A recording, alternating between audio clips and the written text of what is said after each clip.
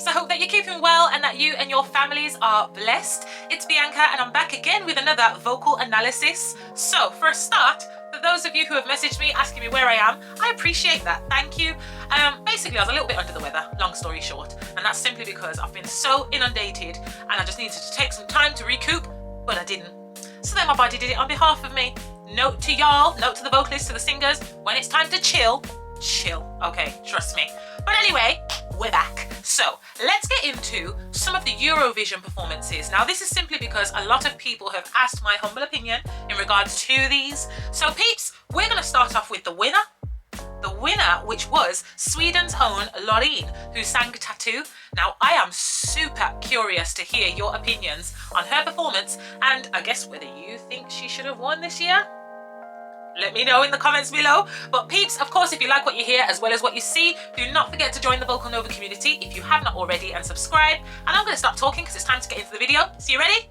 Okay, let's go. But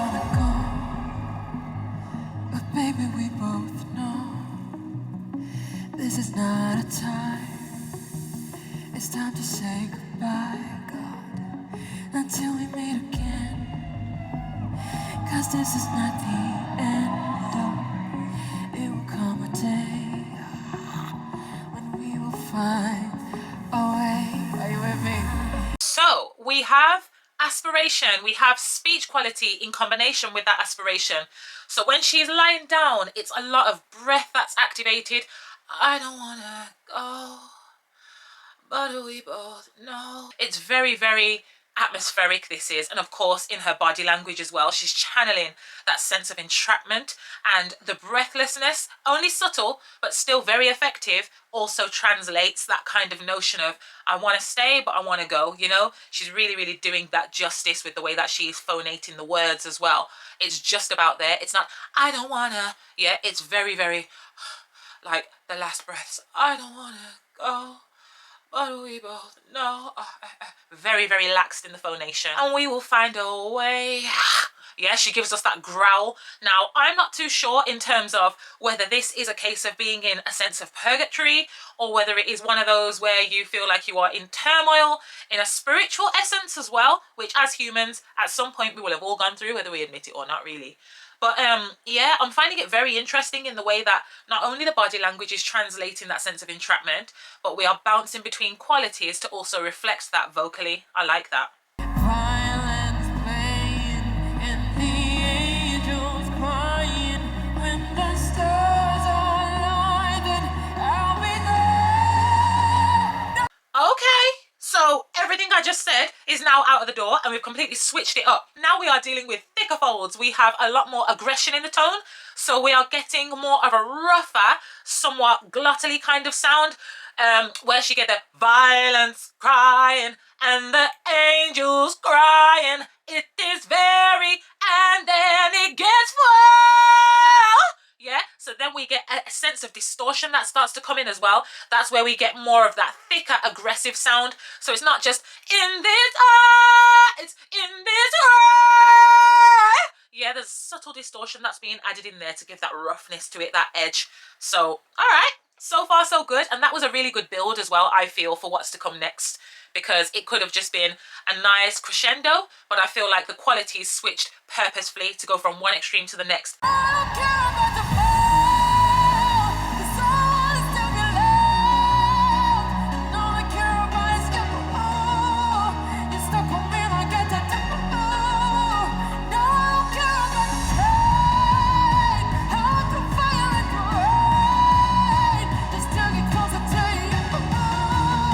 You're stuck on me like a tattoo. All right, so now it is thick, it is passionate, and it's also full of vibrant, subtle vibrato. So it's not an overkill, but especially at the end of the offsets where we get the I want the fire and the rain. Yeah, it's versus having I want the fire and the rain. Yeah, we don't get it too bright. It is just very it's quite shouty actually. And I don't necessarily say that, by the way, in a negative way, because there's a time in a season for these things to activate. So I'm suggesting when she's giving that fire and the rain, she wants it to be very action movie like. Do you know what I mean? She wants it to have that somewhat villain and superhero kind of energy going on, rather than it just being like a musical theatre kind of voice, you know, voice quality rather, should I say. Also, I think to myself, we're going from a big sound where you've got the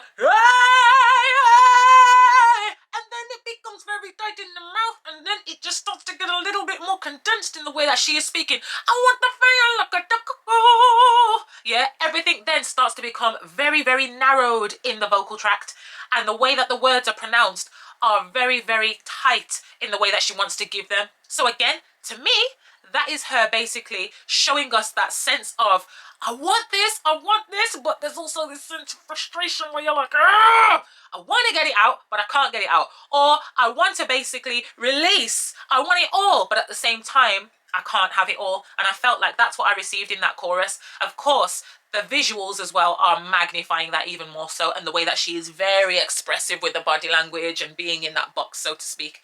So yeah, like so far. But yes, I could be completely wrong when it comes to this notion, but this is just what I'm receiving, and I like the way again that the voice qualities are able to translate this and also somewhat, in my humble opinion, replicate this storyline that I believe is being pushed forward. So yeah. Let my head down, I'm taking it cool. You got my heart, I'm losing my friend. It's all that I got. So when she did that, it's all that I've got, right? For you to be able to do lunges and long stretches, but still hold your vocal weight and still be able to keep the actual pitch quality and maintain your stamina, it can take a lot of work, you know.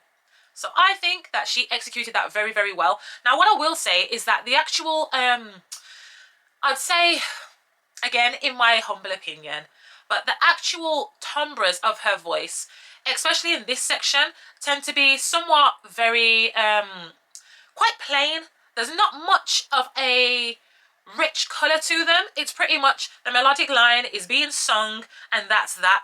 There isn't necessarily any purposeful execution outside of what the physicality is giving. You know what I mean? And I feel like, say she was just standing there and giving that vocal, it may not have hit as much as in comparison to where the visuals are working.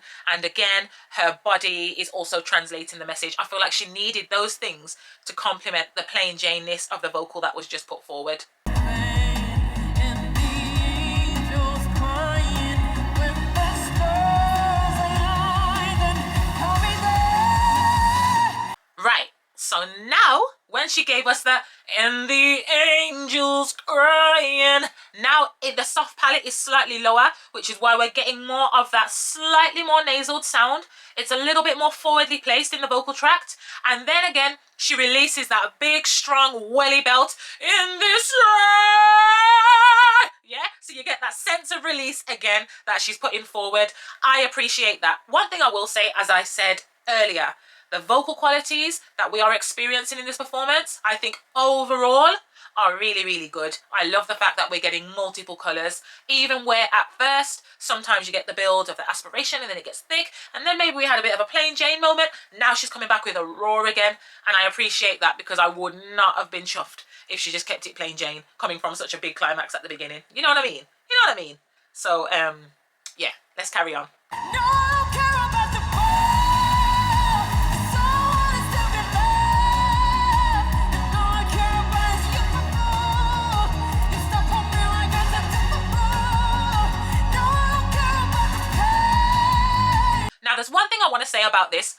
No, I don't care. No, I don't care. No, no, no, no. No, no, no, no. No, no, no, no. No, no, no, no. Yeah, it's the same note throughout. So I feel like certain times where it went slightly under in the pitch to me, that shouldn't have happened, Babs, in my humble opinion. I feel like if she would have focused on making sure that that diction was right every single time, no, I don't care. No, I don't care. However she wanted to throw it forward, making sure that her pharynx was in the right place to do so, I feel like that should have been considered, rather than just having all the big gestures in the physicality, and then we're getting, no, I don't care about the rain. No, no, no, no. You know what I mean? I feel like that should have been executed with a lot more precision. Those notes there, because it's the same note every single time. Do you know what I mean? So, but the rest of it, of course, is still grandeur. It's even somewhat, to me, very, very boisterous. That's what I would call this. I feel like it's a very boisterous performance. Yeah, that's what it is. She is very boisterous in this. But even with that boisterousness, you can still hold down a quality vocal and a quality performance, which overall, she is definitely giving us at the moment.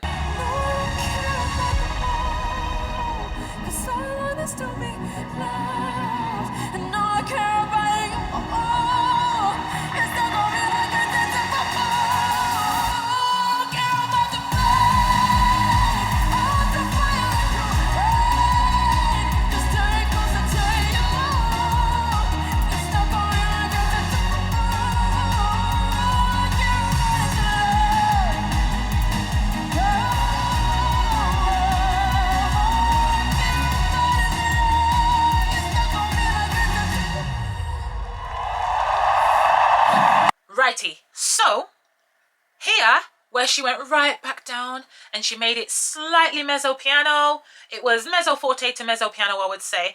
No, I don't care about the rain. Right, and it got a lot more emotive. The cry started to creep in. And then we had the big build again to get boisterous. That was very, very, very good. I will say again, as I just mentioned, slight pitch inefficiencies, but nonetheless, overall, I like the way that the emotion just germinated throughout that moment, and then she gave us that big bang. You know what I mean? People know how to perform, people know how to sing, but to be able to combine both together with excellence is not an easy job to do. So I would say personally, overall, the performance definitely dominated the vocal in this, in my humble opinion. However, her vocals overall, in terms of what she is able to do and how she's able to translate emotion, I think she does a fabulous job. So yes, peeps, that is my vocal analysis of Loreen singing Tattoo for the Eurovision 2023 competition. Let me know your thoughts below. How did you find it overall? I am super curious to hear. And of course, until I see you again, I hope you have a wonderful week. Much love and God bless. Bye!